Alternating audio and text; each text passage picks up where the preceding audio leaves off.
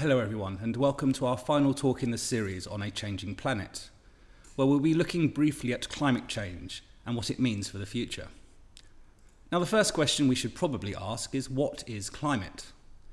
Well, the climate of a country, or even the planet, is a total picture of the weather that it experiences. For example, here in the UK, it is generally cold in the winter months, with rain in the spring and a warm summer if we are lucky.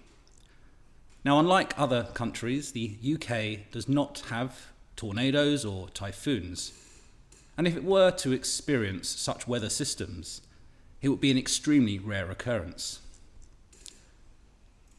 Now, what we learn from our Bibles is that God created the heavens and the earth, and all that is in it.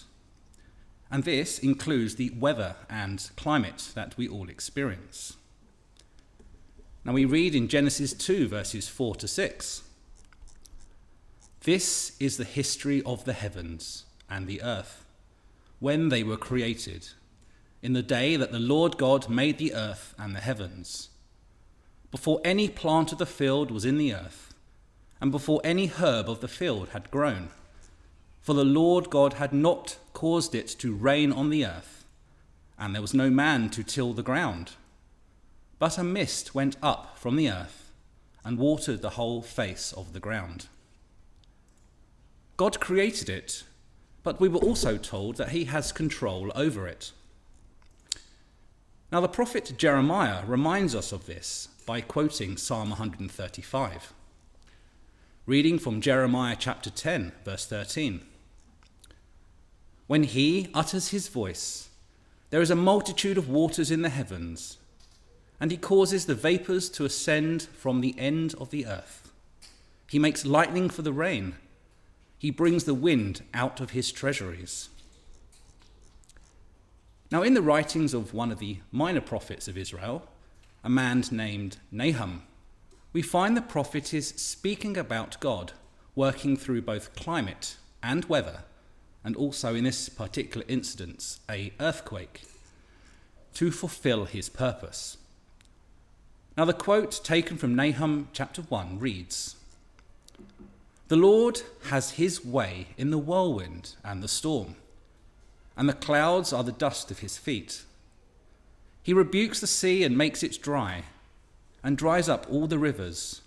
Bashan and Carmel wither, and the flower of Lebanon wilts. The mountains before him quake, and his hills melt, and the earth heaves at his presence. Yes, the world and all who dwell in it." Now, with regards to climate or weather, we should need to consider both a short-term and a long-term aspect of the matter. In the short term, for example, God can achieve dramatic things with control over weather, such as a sudden storm, which might be used to destroy an army, as we have seen recorded happening in the Old Testament times. And the Bible tells us that he will do such a thing again in the future. So this is God using his control over weather to do his will, as weather opposed to climate is a short-term climatic condition. Now, in contradistinction to this is his control over climate, which is a long-term condition of weather. And we read in the book of Job how a young man named Elihu spoke to Job and his 3 companions about many things concerning God. As he spoke, the sky began to darken with an approaching storm. And so he used it to explain how God forms the rain, the clouds, and thunder. Job 37 reads, "With moisture he saturates the thick clouds. He scatters his bright clouds, and they swirl about, being turned by his guidance, that they may do whatever he commands them on the face of the whole earth." Now this means that God might also work out his purpose by changes in climate in the long term. Now, if we would like to see an example of God's use of climate to change, then we need to look at Genesis chapter 41, where we read of a great famine that fell upon Egypt. This famine was fulfilling God's purpose. For God had said to the man called Abraham 200 years previous that his descendants would settle in the land which was not theirs. Now this famine, we find, was the trigger event that led up to this promise, this great promise being fulfilled. In order for this famine to happen, God must have intervened in some way in the weather conditions in the Middle East. We read of how the grain was blighted by an east wind in Genesis 41, verse 27. However, a famine could also be brought about by an unexpected flooding of the River Nile. Now, God's control of the climate, which brought about this famine, and in turn led Jacob's family seeking out grain from Egypt, for God had already placed his son Joseph there to facilitate this. Now see, this is such a great example of how God uses his word, his power as it were, to continue in his great plan and purpose with this earth. Now you might be thinking that this example is just a story from the Bible. What about the weather and climate we have today? Well, many people believe that we are heading towards a climate emergency. There are many studies into rising temperatures, changes in sea level, and concerns about the polar ice caps melting at a greatly increased rate, and so on. These studies have looked at fluctuations in the climate over the centuries, and all possible records have been looked at regarding droughts and floods and temperatures and so on. However, it must be noted that there is no evidence that the climate of a particular area has in fact progressively changed over the centuries. That is, there is no area that has gradually got wetter and wetter, or drier and drier. What has been seen, though, is that there are fluctuations in climate, which have taken centuries to work out. That is, areas becoming drier for a period and then wet again for a following period, which at times could be 500 years or more at each time. But is our weather actually getting worse? Are we really seeing more adverse weather today than ever before? That things are now progressively worse is the conclusion many draw to, and that dramatic climate change is real, and it is due to our lack of care for the environment around us. The concern is that it poses a serious threat to the human race today, and exponentially so in the future. Many fear for the future of this planet, if not for us now, for our children and our grandchildren to come. Now, what we can say for sure, though, is that we do see extreme weather around the world, and it is devastating. From loss of livelihoods in destroyed crops to the loss of life itself.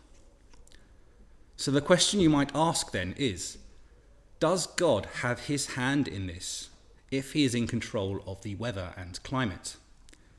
And does the Bible have anything to say about this climate change we are deemed to be experiencing? What does the Bible tell us about the state of our planet? Well, the Bible is certainly clear about the limitations of human nature. Self-interest, greed, and much more come to the forefront. However, it also tells us that no matter what we do to the planet, life will continue. We read in Genesis 8, verse 22, "While the earth remains, seedtime and harvest, cold and heat, winter and summer, and day and night shall not cease." While the earth remains, it says. Well, we read in Ecclesiastes 1 verse 4 that this will be forever. One generation passes away and another generation comes, but the earth abides forever. The Bible also tells us about God's ultimate plan with the earth. Such things as climate change and especially how well governments respond to such fears are in themselves a sign of political troubles that the Bible will tell us will happen. And physical changes in the world's climate might actually play a part in shaping events at the time of the end. Now, the time of the end is not the end of life on earth, but rather the end of humankind's rule over it. Jesus Christ will return and claim the throne of a restored kingdom of Israel, which will then grow to replace the kingdoms of men on the earth.